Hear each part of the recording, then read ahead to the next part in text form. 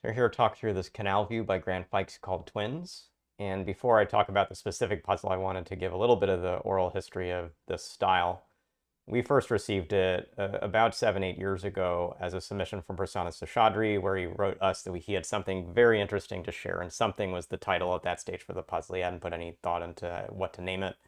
Names are a tricky thing to do around puzzles, but he had an idea that had some of the 2x2 and connectivity rules, like in Top or Kabe, and also the viewing rule, like in Cave, but isolated from the cells seeing themselves. So, like in Cave or Four Winds or Kuramasu, those styles work together. Felt this had some promise, and I saw it, was excited by it. I obviously like Cave other things, and recognizing it could be a good first off, not a one-off, but a first off, I pointed actually towards Nick Baxter. I was helping organize the U.S. Puzzle Championship that year, so 2014 was first posted as a top of view in the USBC. It eventually came a few years later where Prasanna and I agreed to post the next ones as Canal View, and it's been called Canal View since.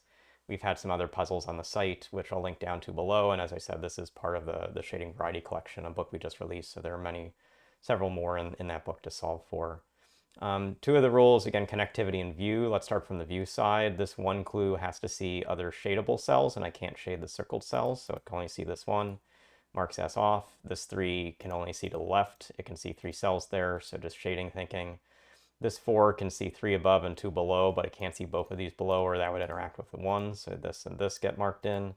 As you mark stuff in, you can mark in other things that must be connected. For instance, this 1 now just has that cell to see.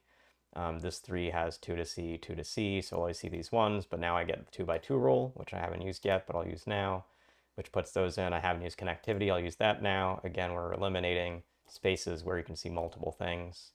For connectivity, this will have to come to the left, this will have to come up, this will come to the right, so that these cells all connect. In doing those, we put some more limits in the grid. For instance, this 4 clue sees 4 cells right now, so these are marked off around it, this is marked in.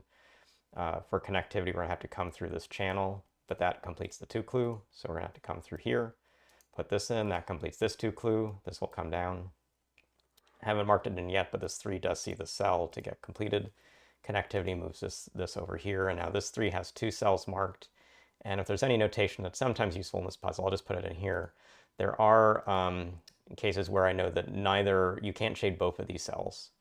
And actually around this 1, like you can't shade both of these, you can't shade both of those. These are different limits around the clues as we see them. And the key constraint and only main kind of thinking constraint in this puzzle is how do we connect this lower left to this other side of the grid? And you have a channel that comes through the top or a channel coming through the bottom. The top violates this 3 clue. We can't turn in the middle because of these 1 clues, so we always have to take these cells, which mark off these cells. Connectivity puts these in 2x2 rule.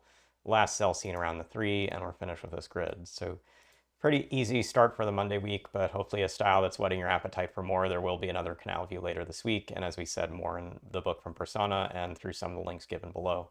So I hope you enjoyed hearing about the history of this style, as well as seeing one example of solving it. Thanks, and we'll see you again soon.